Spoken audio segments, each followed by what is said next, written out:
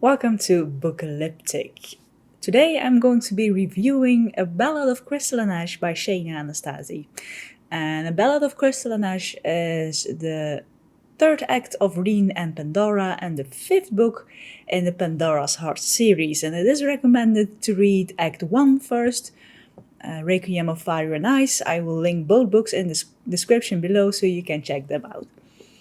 So, in The Ballad of Crystal and Ash, we follow Reen and Pandora. We also get to see the brothers in the Knights playing a part in the journey Reen and Pandora are going through. And I have to mention, just side note, that while reading the story, Lord Emerton is the one that really catches my fancy the most. And I have no clue why. I think it's because he has this mysterious vibe that draws you in. But apart from that, let's continue with Reen and Pandora. But with all books Shaina writes, I have to mention that also this book, it has that unique vibe of writing style. It's much like poetry, and I love it very much. I really am into it. It's, well, as I said, it's unique and it's nice to read. And also, as with all the books in Reen and Pandora's Heart series, be sure to check your trigger warnings because there are a lot. And Ballad of Crystal and Ash also starts off with a warning about the dark themes that are explored and narrated. And these themes are apparently darker compared to the other books. The book can also be emotionally draining, and at this point I wonder what I'm getting into, but I also couldn't wait to find out. And I have to say that after the first few chapters, I really can relate to the notice of it being emotionally draining. Like, I couldn't put it down, but I had to. I really had to take a break in between to just reflect and get my emotions back on track. So that was a unique experience that I haven't had before. But the banter between Pandora and Reen, it's to die for. Like, I mean, not literally, well, close to it, but I love how all the aspects of the story, like the good, the bad, the hurtful, the joyful, and everything that's going on in Pandora's head and also in Reen's head, are being shown. You get to feel and experience everything, like you get to break down with them, but then you also get stronger and build everything back up. And it's a really welcome feeling when reading a book. And Reen, yeah. Reen is such a sweetheart in his own unique way. I mean, I know this book is violent and there is a lot of gore, but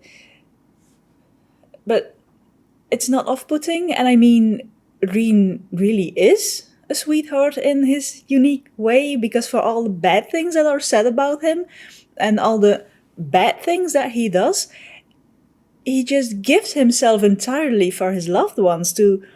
He set his own feelings aside to make sure that they are taken care of. And, well, I'm still also not sure how I should cope with the fact that Reen's nickname for Pandora, my parasite, makes me feel all warm, because actually it does. I like it. It's well, it fits them, it fits her. And also, yeah, not to forget about the spice, because there is some delicious and unique spice in the story, which also gets you warm. But, you know, Reen and Pandora, they're made for each other. They're perfect. Like, she's the ice to his fire. They match so beautifully. And it's nice to see how they explore everything together, how they find new sides to themselves, how they want to be better for each other, but also for themselves. And, yeah, well, the story also sparked something in me. And I could feel how, when reading the book, how it made me more aware of myself of my emotions and how it made me want to be better, do better, and also be kinder to myself. Also, yeah, yeah. But this reflects on the dedication in the beginning of the book, which also hit me hard, like in a good way. But the dedication being to all the women who have lost themselves along the way, know that someone is out there wanting to kiss your scars away. And I mean, come on, Shaina, this is just this is that's it. That's really it. Yeah, I'm all there for it. Going back to the story. I like the back and forth between timelines, and there's a unique structure, and the chapters they weave together seamlessly. And Shaina also has mastered writing with a butterfly effect, making the story feel even more exceptional. And then you have the incorporation of a curator, to give you that additional background information when needed. And also the journal entries of both Reen and Pandora, they are really a unique and welcome feat, actually. And there's also strong character development, and the protagonists, they are both relatable and really compelling. But the plot twists and the emotional depth in the story, it keeps you engaged from beginning till end, and as I said before, with the occasional break in between.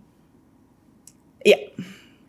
But then we get to the ending, and the ending, like, I can't. I really no, I can't. I'm I'm torn, and I'm sad, and I am happy, and I am all feelings bunched into a ball.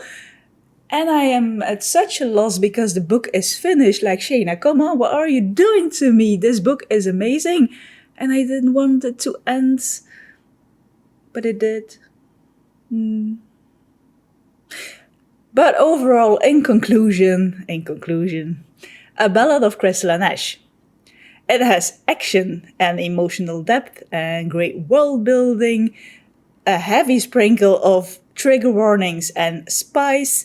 It's a dark fantasy with elemental powers, morally grey MCs, enemies to lovers, and do not forget that butterfly effect. It has a complex and well thought through plot, relatable characters, a highly emotional and complex challenges, and let me tell you, it resonates long, long after that final page. Yeah. And as you might know if you've been here before, I have to mention this. Thanks you.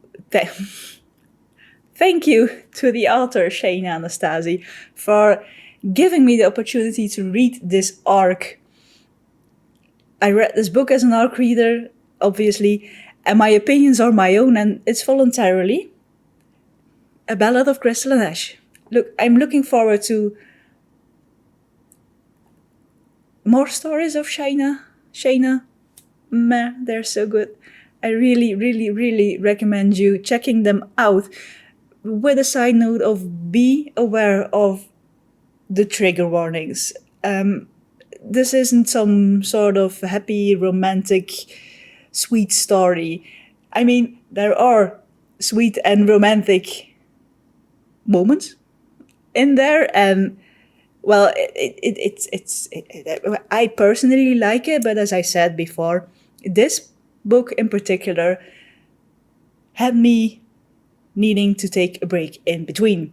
And I don't mean that in a bad way, but I just had to take a break in between. But make sure to check those trigger warnings, as with all books, also with this book. But if you like dark fantasy and if you're not afraid of trigger warnings, really check these books out. That was it. As always, let me know in the comments below if you like dark fantasy, if you have read anything from Shaina before, maybe. If you have other recommendations for me to read, things I should check out. And just say hi. I want to get to know everyone. I want to create this awesome book community. So, really looking forward to that also. And for now, thank you for watching my video, for hearing my banter about this book. And, well, yeah, keep reading, and I hope to see you in the next one.